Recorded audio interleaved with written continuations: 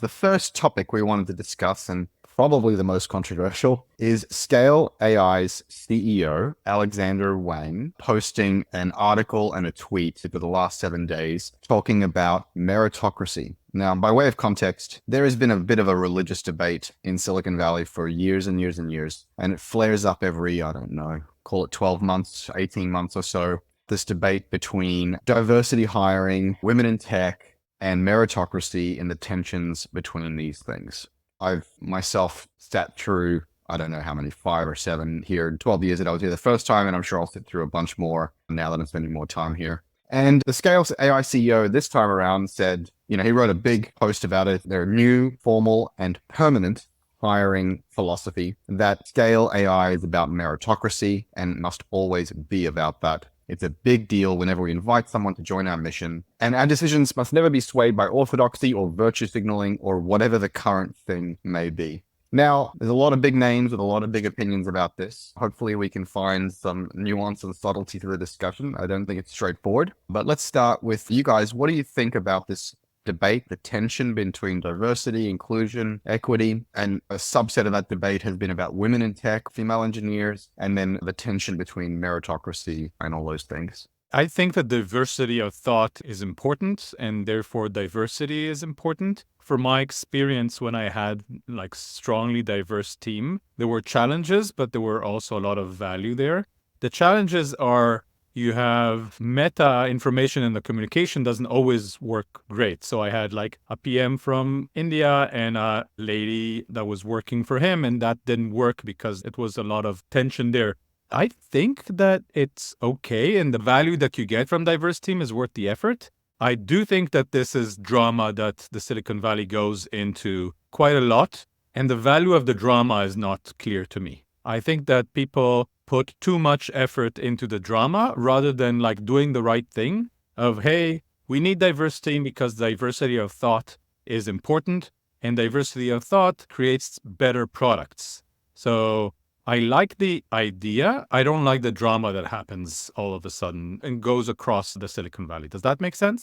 Yeah. So look, here's my thought. I get really irritated in a sense by the polarization where it ends up with these two extremes, and I kind of feel like a pox on both their houses, right? Two things are true. One is that diversity is important. Two is that there are systematic structural forms of privilege and whatnot that tend to favor certain in-groups and disfavor certain out-groups. And I do think that both for business reasons, because diversity is important, and also from a social responsibility point of view, it is important for companies to not just kind of allow those existing systems to completely overtake what they do, such that they just end up being, a bunch of white dudes or whatever. But then on the other side, I think what's happened is that a general movement towards diversity, towards acknowledging those privileges, towards putting some basic systems into place to try to counter those natural biases within the system has become this highly politicized, highly charged social justice movement where the numeric aspect of diversity and then, privileging race and gender comes above all else. So you end up with these sort of, on the one hand, identity politics, and on the other hand, kind of incumbent privileged groups just leaning into that and saying, I don't have to care about any of this. And I kind of get really irritated with both sides. Yes, merit is important. No traditional systems that have called themselves meritocracies have not been meritocracies because they've been full of white dudes called John running everything, and that is not a meritocracy. So accept that. Don't go all MAGA pill on this and say this is all just woke nonsense. It's not all woke nonsense. There is a real there. On the other hand, has DEI been weaponized and gotten silly and become self-serving and so on? Yes, it has. And so, with most of these polarized debates, I'm hey, there's a sensible middle where everyone should be. And yet, the way the echo chamber works, the way the debate works is you don't find anyone in the middle. And then you just get a bunch of idiots yelling at each other. And frankly, I'm not there for that. You're totally right. The two polar sides have actually hijacked the conversation. Yep. But I don't agree that we shouldn't have meritocracy. I think it's a joint Venn diagram of these two. We need to measure people by the merits of their skill, but we have to have a diverse set of very skillful people. The key is to have both merit-based hiring and diverse inputs and outputs. If we manage to reach that outcome, it's much better than doing in the middle, which is like, hey, some of you will have merit, some of you will have diversity. So I want to Oh, of have course. amazing diverse teams. That's what I want to have. Diversity is not antithetical to meritocracy. I think what happens is when people say, oh, DEI is rubbish and we want a meritocracy, is saying that basically not paying any attention to any of these structural issues and we're just a meritocracy will work. No, it hasn't worked. That's what companies did in the past, and you ended up with an incredibly homogeneous group of people that did not represent broader society. So what that means is something is wrong in how you are doing your meritocracy. You need to fix it. And that is where, you say, okay, how can we fix it? The problem then is that it's kind of been hijacked by various people for various reasons, either virtue signaling or career building or, naivety into certain DEI programs that don't actually help, that do sort it into two buckets rather than saying, yes, Amir, exactly right. How do we fix our meritocracy rather than how do we throw it out? Exactly. So a few thoughts on this. You guys said you don't find people in the middle of this conversation, and that's probably because people that are on the edges are the loudest and the ones that take over a conversation. And I think one of the biggest problems in society today is that the minority of a group that is most extreme is considered representative of the broader group. And this is true of like Republicans and Democrats, of Israelis and Palestinians, of DEI advocates and meritocracy advocates. It just happens at the edges of every group. It tends to be an excuse for one side to dismiss the other or label the other as dangerous for the rest of society. And I think that's just a general trend that's very, very dangerous, destructive, and divisive. So just to recap the conflict here, I think the pro-meritocracy people, and just to be very obvious here, meritocracy means deciding things based on merit. They suggest that DEI is essentially subverting the selection criteria, the high bar of meritocracy, in order to hit quotas. That's their argument. It's like we're lowering the bar or making selection for reasons other than meritocracy, other than merit. Pro-diversity people are saying, look, diversity is critical and produces better outcomes, and merit alone is by definition a blind spot to people who have had systemic disadvantages, or it's subjective, or people just tend to hire people like them. And it's not really about merit. I think the reality is meritocracy in life in general is actually critical. There has been historically a lack of diversity, and that has been fundamentally bad for society. But we are moving to another extreme in some quarters, in some cases, the lack of merit and a lack of critical competence, and a sense that like elitism and effectiveness is almost derided and divisive. Like we don't need no elite person in the White House. Anybody can do it. We just need a muckraker and a rule breaker. And it's like, actually, no, that's a really important job that requires competence. And so I think the derision of elitism and competence is a real problem for society.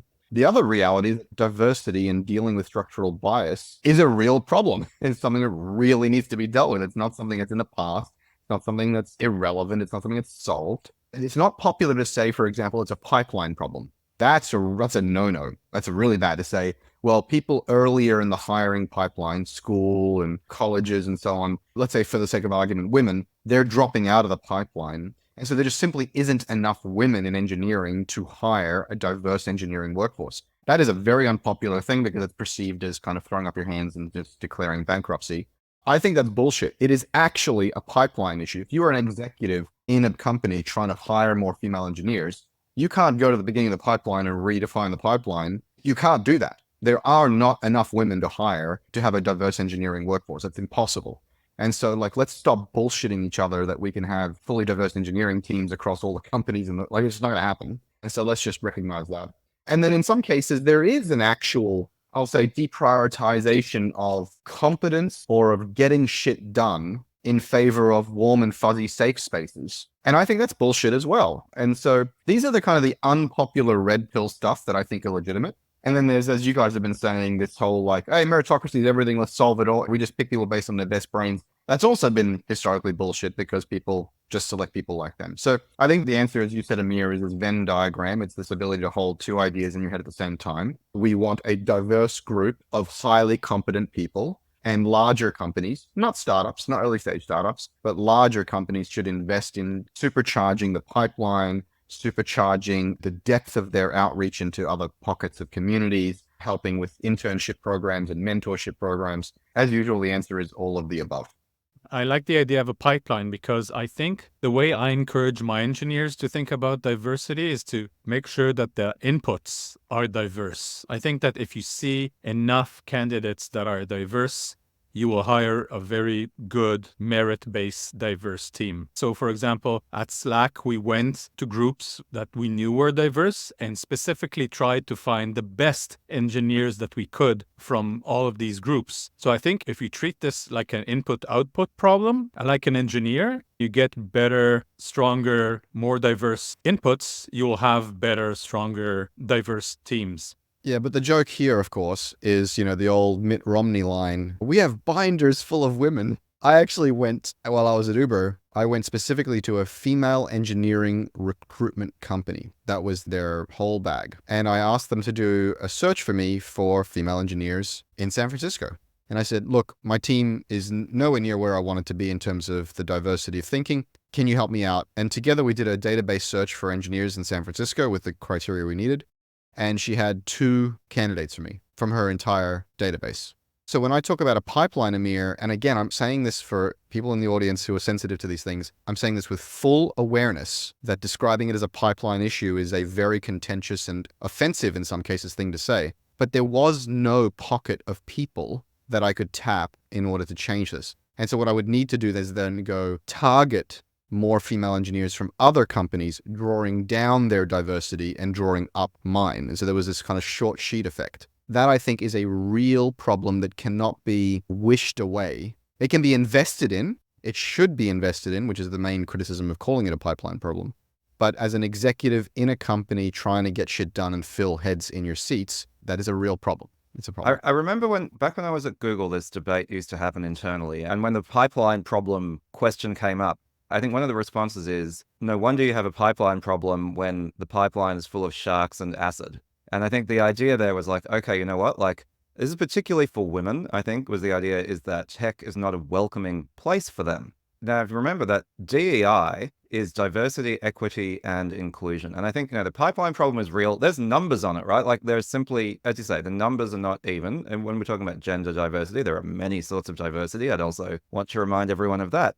But what's also true is that there are many horrible stories of the experiences that women have had working in tech. Yes. And so I always say, like, DEI is nearly like it's backwards, right? You should start with the inclusion piece. Whatever diversity you have, the people who are the minorities along whatever axis of diversity you're talking about there should feel included. And so if you tolerate jerks, if you tolerate cliquey behavior, if you tolerate anything that makes those people who are in the minority feel excluded, then you are part of the problem. And that's one of the things you need to fix. When you talk about meritocracy, you know what? The most toxic form of meritocracy is tolerating brilliant jerks. We've talked about it on this podcast before.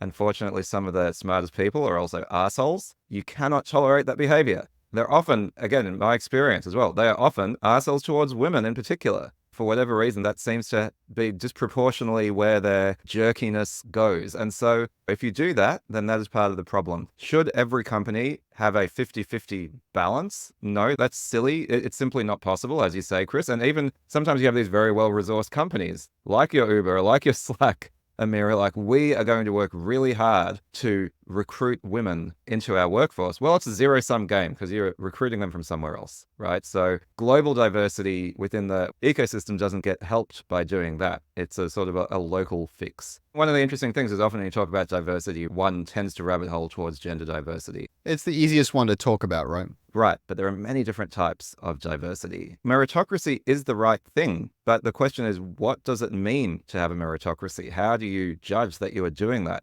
And I think what frustrates me about, again, both of the poles of this debate that tend to get the most airtime is they try to reduce something very complex to something very simple. This is hard. There is no easy fix. It's something we should struggle with and wrestle with all the time as leaders in the ecosystem and try to do the right thing within the constraints of what's possible. The problem, of course, though, is it comes down to definitions of things, right? So as usual, I'm playing the devil's advocate here, and I want to be clear. I'm typically on the like, hey, we need systemic change and DEI is an important and serious issue. But just to continue to be the devil's advocate, When you talk about being a jerk or making it an inclusive and welcoming place, I think the meritocracy crowd that are railing against DEI as a concept are talking about the sensitivity that's creeping into cultures and workplaces. And I'll give you one very specific example that is not a gender-based one. My wife is Muslim. Most Middle Eastern people are Muslim. I happen to have a Christian family and an atheist. But there's an example I had recently where it was Ramadan. And there were a couple of lunch gatherings, and there was a Muslim woman in the office. It was a fairly common office. Everyone was in the same space. And someone expressed to me, man, it's Ramadan. I would be really pissed if I was her, if everybody was eating lunch in the kitchen like that. And I just thought to myself, like, this is an example of oversensitivity in the workplace, of DEI becoming overly extreme, where like, she's an adult, we're adults, we can manage our own biases, preferences, religions, cultures. This is not us being a jerk. This is not a diversity problem. This is people living together in the chaos of humanity. And so this line, this balancing act, this inclusion definition is just hard for people to find in real practical terms. But find the balance we must. There's a difference between somebody being aggressive, rude, not listening to the people in the room, and trying to account for every culture everywhere and making it work entirely about this. I totally agree. Can I tell a funny story about this? When I joined Microsoft, they had an EMEA meeting, and I came from Tel Aviv. So it was a meeting of people from all of Middle East and Africa, all other Jews or Muslims, and they served pork. If you exclude everyone equally, is that inclusion? Maybe it is. Exactly. Just like a funny story that reminded me of that. That's amazing. Yeah.